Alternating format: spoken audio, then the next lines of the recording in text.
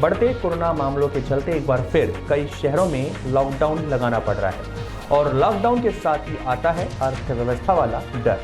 वित्तीय वर्ष 2021-2020 में 2 तिमाही में नेगेटिव ग्रोथ के बाद अर्थव्यवस्था गड्ढे से निकलते दिख रहा है, लेकिन कोरोना के बाद केसेस फिर फैलने लगे हैं। इस साल से क्या उम्मीद रखी जानी चाहिए, इस पर हम आपको कुछ तथ्यों के साथ समझाएंगे और बात करेंगे। नमस्कार, मैं हूं नवीन मिश्रा और आप देखना शुरू कर चुके हैं the news garage.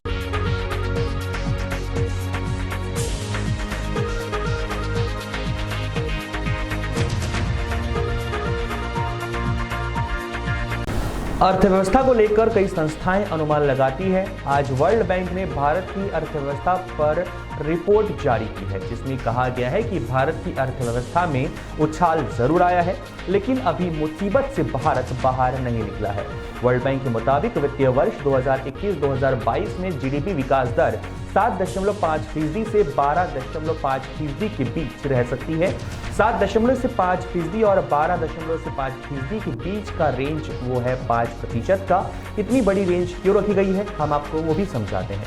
World bank ने भारत की जीडीपी को कुछ शर्तों पर टीका दिया है, जैसे कि टीकाकरण की प्रक्रिया किस तरह से चलती है या फिर क्या प्रतिबंध लगाने की जरूरत है या नहीं। वर्ल्ड बैंक की report south Asia economic forces spring 2021 south Asia vaccinate नाम से छपी है। अब जानिए वर्ल्ड बैंक ने और क्या कहा। वर्ल्ड बैंक ने लिखा है कि कोविड का झटका अभी भारत की फाइनेंशियल ग्राफ पर दिखता रहेगा।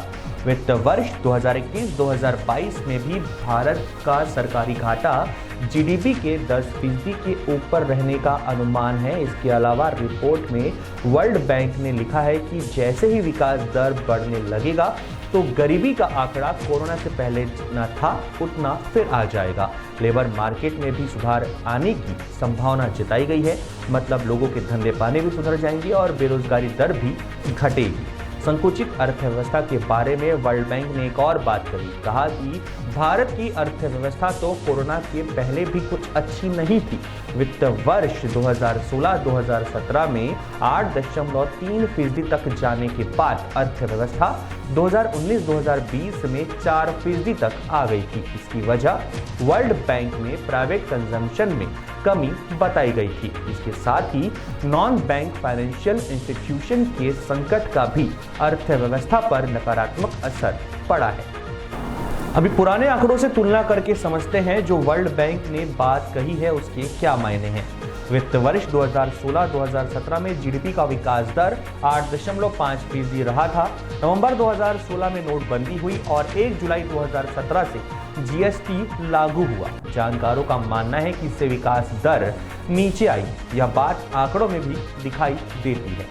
कोरोना से पहले वित्त वर्ष 2019-2020 में भारत का जीडीपी विकास दर 4% था, मतलब कोरोना से पहले भी जीडीपी रेट का ग्राफ नीचे ही आ रहा था। अभी कोरोना वाले वित्त वर्ष यानी 1 अप्रैल 2020 से 31 मार्च 2021 वाले वर्ष की बात करते हैं।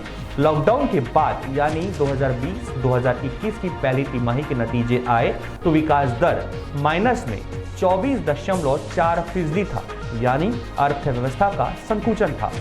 दूसरी तिमाही में भी जीडीपी का संकुचन था, लेकिन पहले से कम विकास दर माइनस 7.3% रहा। कहा जाने लगा कि अर्थव्यवस्था की अब वी शेप रिकवरी हो रही है। और तीसरी तिमाही में विकास दर 0.4% रहा, मतलब तीसरी दर में विकास दर 0 से ऊपर आया और 4 तिमाही खत्म हो चुका था, लेकिन आंकड़े आने में अभी समय है। अनुमान ये है कि 4 आंकड़ों को मिलाकर पूरे साल की जीडीपी विकास दर -8 के आसपास रह सकती है। सरकार के अर्थशास्त्री यह मान रहे थे कि कोरोना का साल गुजर रहा है, अब नए साल में अर्थव्यवस्था रफ्तार से दौड़ेगी। बजट से पहले आए आर्थिक सर्वे में आए नए वित्त वर्ष के लिए ग्रोथ रेट का अनुमान 11% रखा गया है और वर्ल्ड बैंक का जो अनुमान आया है वो आर्थिक सर्वे के आसपास ही है, लेकिन वर्ल्ड बैंक ने नूतन रेंज 7.5% रखा है। जब आर्थिक सर्वे का अनुमान आया तब देश में कोरोना की दूसरी लहर शुरू नहीं हुई थी। अब कैसे लहर शुरू हो रही है और कई राज्य अलग अलग इलाकों में लॉकडाउन लगा रहे हैं, शायद इसलिए वर्ल्ड बैंक ने जीडीपी की लो रेंज 7.5% रखी है।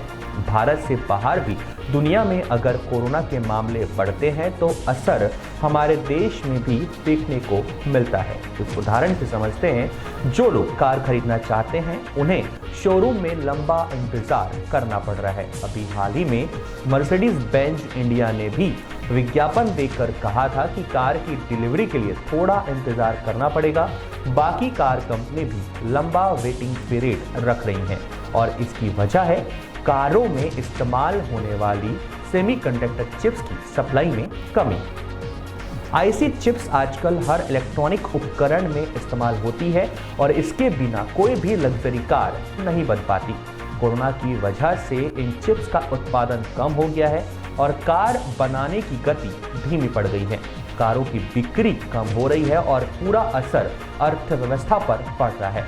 इस तरह के और भी उदाहरण लिए जा सकते हैं। इसलिए आपसे भी निवेदन है कि आप लोग भी सैनिटाइजर का उपयोग करें, मास्क का उपयोग करें, सोशल डिस्टेंसिंग का पालन करें, जिससे कि कोरोना अपना पैर ना पसार सके और लॉकडाउन लगाने की नौबत बिल्कुल भी ना आए, जिससे कि हमारा अर्थव्यवस्था खराब हो और नीचे की पटरी पर चला जाता जाए।